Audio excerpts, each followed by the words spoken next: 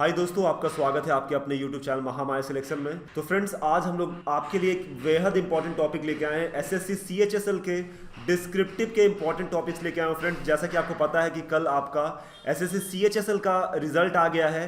Cut off जो है बहुत हाई गया है, लेकिन हम लोग डिस्कस करेंगे। जिन बच्चों का हो गया है उनको कॉन्ग्रेट्स करना चाहूँगा, और जिनका नहीं हुआ है वो अगले एग्जाम के लिए प्रिपरेशन में लग जाइए। तो चलिए हम लोग जो डिस्कस करेंगे, जो टॉपिक देंगे डिस्क्रिप्टिव का, बस आप उसे ही पढ़ के जाइएगा। आपका डिस्क्रिप्टिव उससे बाहर नहीं आएगा।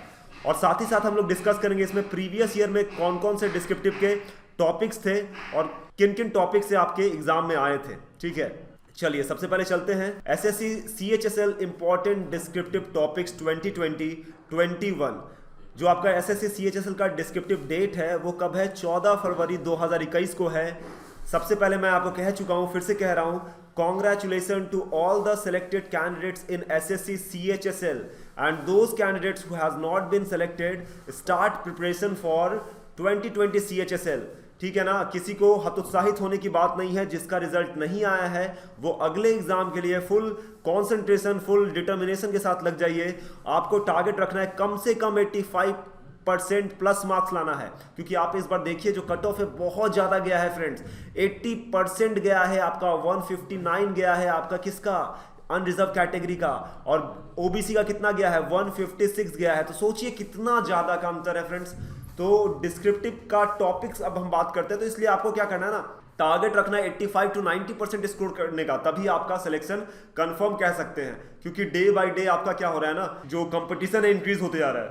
चलिए अब बात करेंगे हम लोग डिस्क्रिप्टिव टॉपिक्स के बारे में। तो देखिए टॉपिक्स क्या होता है। टॉपिक्स दो है, सब कुछ इसमें डिटेल्स में हम लोग बात करेंगे, फिर आपको बताएंगे कौन कौन से टॉपिक आपको पढ़ना है एग्जाम के लिए। तो सबसे पहला जो टॉपिक है, एसे राइटिंग होता है 200 से 250 वर्ड्स, और लेटर और एप्लीकेशन राइटिंग होता है 150 से 200 वर्ड्स। ठीक है, जिसके लिए आपको 2 घंटा अलॉट किया गया है। कितना घंटा?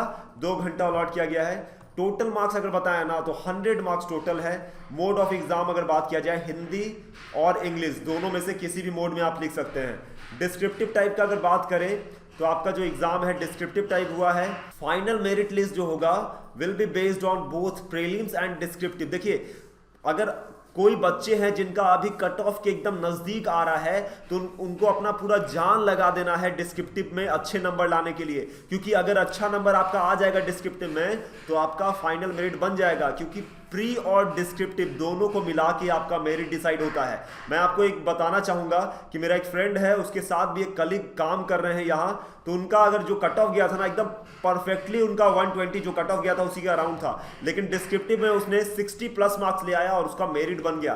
तो अभी आपके पास ऐसा डरने का जरूरत नहीं है। जिनका सिलेक्शन हो गया है वो अच्छे से तैयारी में लग जाइए डिस्क्रिप्टिव के लिए, क्योंकि बहुत ही सुनहरा मौका है अगर आपका सिलेक्शन हो जाएगा तो।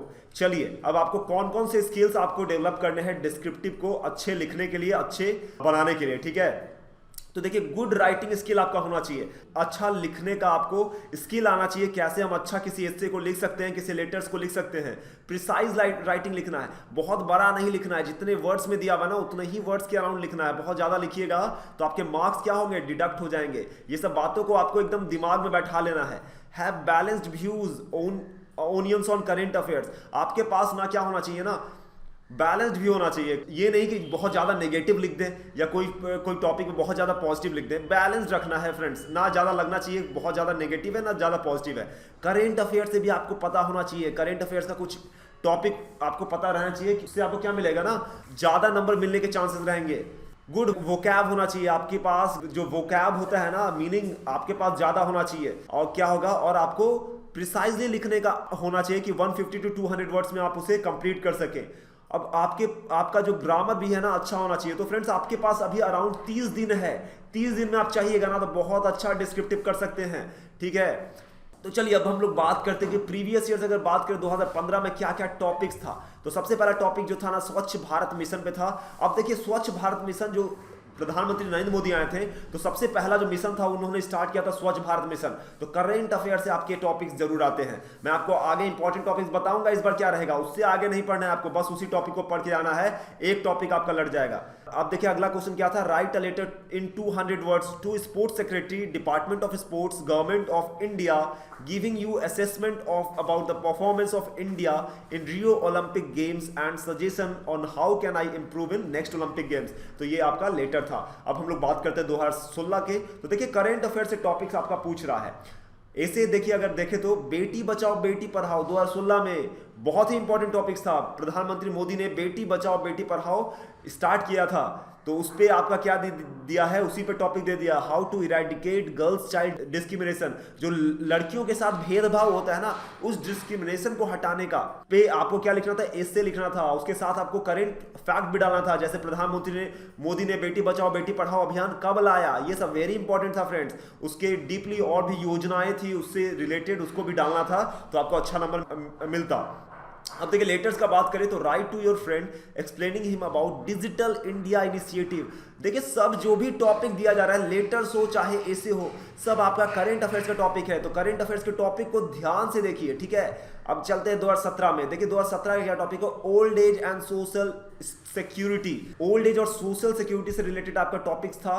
और लेटर अगर बात करें ना तो देखिए लेटर क्या था, एज्यूमिंग दैट यू आर जपप्रीत महिमा from Lodhi Road, New Delhi, write a letter to your brother Tinku suggesting him to stay away from other attractive things and to focus on to study so that he can build a bright future। अब ये आपको लिखना है अपने भाई टिंकू को कि attractive thing से दूर रहें। आप इसमें मोबाइल्स भी यूज कर सकते हैं, लैपी भी यूज कर सकते हैं, फिल्म्स भी देख सकते हैं, फिल्म्स भी यूज कर सकते हैं। ये सब चीज से आपको दूर रहना है और स्टडी पे फोकस करना है कि आपका फ्यूचर जो है ना क्या हो पाए, ब्राइट हो पाए। तो इस टॉपिक पे आया था आपका 2017 में। अब देखिए 2018 में जो टॉपिक आया है, क्या टॉपिक था, इंक्रीजिंग पॉपुलेशन ऑफ मेनेंस। इसका मतलब क्या होता है, बढ़ती जनसंख्या एक खतरा है। इस पे आपको लिखना था। कैसे आप लिख सकते हैं, 200 से 250 वर्ड के अंदर, ये आपको देखना था, ठीक है ना।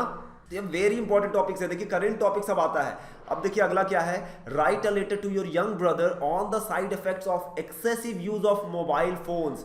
अब ये आपका लेटर में आया था कि excessive use of mobile phone, अपने भाई को बताना है कि ज्यादा यूज मत करो मोबाइल फोन पे। अब इसमें आप ये भी डाल सकते हैं कि अभी आप यंग हैं, आप अपने कैरियर को बना सकते हैं, आपका ब्राइट फ्यूचर हो सकता है, आपको क्या करना चाहिए, व्हाट्सएप हो फेसबुक हो ज्यादा यूज नहीं करना चाहिए, मोबाइल पे अननेसेसरली किसी से बात नहीं करना चाहिए। तो ये सब पॉइंट्स को आपको उसमें ऐड करना था। और इससे क्या साइड इफेक्ट होता है, मेंटली हेल्थ, मेंटल भी आपके साथ बहुत सारे प्रॉब्लम हो सकते हैं, माइग्रेन पेन हो सकता है। तो ये सब आपको पॉइंट को ध्यान में रखते हुए आपको साइड इफेक्ट्स बताने थे मोबाइल फोन्स के, और कॉन्सेंट्रेट कैसे आप करें स्टडीज पे, ये लेटर्स लिखना था, ठीक है ना। अब हम लोग बात करते हैं 2019 में। 2019 के वेरी इंपॉर्टेंट टॉपिक्स जो हो सकते हैं ना फ्रेंड्स, अब ये को आप VBI लिख लीजिए, वेरी वेरी इंपॉर्टेंट। इससे बाहर तो कुछ नहीं है आपका एस्से में, ठीक है, स्टार में बना दे रहा हूं। अब देखिए पहला टॉपिक क्या है, कृषि विधेयक कानून 2020, फार्म बिल 2020। इस पे आपको पता है 2020 का सबसे बड़ा महत्वपूर्ण टॉपिक है जो अभी तक हल नहीं हुआ है, कृषि विधेयक 2020, फार्म बिल 2020। मैं 100% गारंटी देता हूं, जैसे जैसे बता रहा हूं ना वैसे वैसे आप अगर पढ़ के रखिएगा तो उसी टॉपिक से आपका आएगा, ठीक है ना। कृषि विधेयक 2020 फार्म बिल, सबसे पहले इसको आप तैयार कीजिए, वेरी इंपॉर्टेंट है। दूसरा अगर बात करें तो वार अगेंस्ट पैंडेमिक। पैंडेमिक क्या होता है, आपका महामारी होता है। तो कोरोना का जो पैंडेमिक हुआ है ना, सेकंड सबसे मोस्ट इंपॉर्टेंट टॉपिक है आपका, कोरोना का पैंडेमिक से कैसे लड़ रहा है इंडिया, कैसे लड़ रहा है देश, इस पे आपको सेकंड टॉपिक पे आपको बना लेना है। फिर देखिए न्यू एजुकेशन पॉलिसी जो आपका लागू हुआ है, नई शिक्षा नीति आपने पढ़ा होगा, उस पे आपको मेहनत करना है। थर्ड ये इंपॉर्टेंट है, इसमें पूरा दिलो जान से लग जाइए।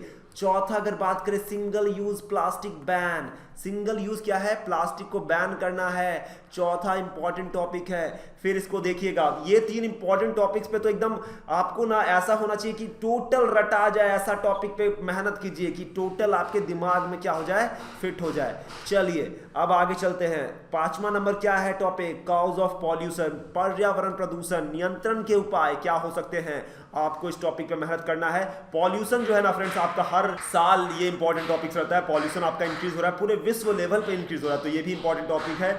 और छठा अगर बात करें तो आत्मनिर्भर भारत, ये भी इंपॉर्टेंट है। तो सबसे ज्यादा इंपॉर्टेंट जो मैंने आपको बताया है, क्या बताया है आपको, बताया 1 to 3 टॉपिक जो है ना वीवीआई है, मैं आपको कह दे रहा हूं वीवीआई टॉपिक है, इसे लिख लीजिए, पढ़ लीजिए, इसी टॉपिक से आपका आएगा, ठीक है। चलिए तो फ्रेंड्स ये था आपका डिस्क्रिप्टिव से रिलेटेड क्वेश्चंस था जो मैंने आपको बताया। मैं इस टॉपिक को आपको एक्सप्लेन करूंगा, इसमें बताऊंगा कि कैसे आपको पढ़ना है, कैसे आप अच्छे नंबर ला सकते हैं। तो अगर ये वीडियो आपको अच्छा लग रहा है तो इस वीडियो को शेयर कीजिए, जो भी बच्चे ऐसे सीएचएसएल की तैयारी कर रहे हैं उनके साथ शेयर कीजिए, और ज्यादा से ज्यादा लाइक कीजिए, कोई ग्रुप है उसमें भी शेयर कीजिए, इस चैनल महामाया सिलेक्शन सब्सक्राइब कीजिए। धन्यवाद।